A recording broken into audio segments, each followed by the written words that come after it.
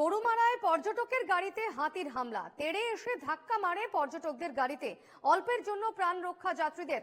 শনিবার বিকেলে ঘটনাটি ঘটেছে ডুয়ার্সের গরুমারা জঙ্গলের বুক চিড়ে যাওয়া জাতীয় সড়কে। জানা গিয়েছে এদিন একটি দাঁতাল হাতি জঙ্গল থেকে বেরিয়ে রাস্তায় দাঁড়িয়ে থাকে। হাতিটিকে দাঁড়িয়ে থাকতে দেখে রাস্তার দুধারে দাঁড়িয়ে যায় অনেকেই এবং অনেক গাড়িও দাঁড়িয়ে যায়। অনেকেই ছবি তুলতে শুরু করেন। খবর পেয়ে ঘটনাস্থলে পৌঁছায় পুলিশ এবং বনকর্মীরা। এরপর আচমকাই হাতিটি সকলের দিকে তেড়ে আসে। আতঙ্কে হুড়োহুড়ি শুরু হয়ে যায়।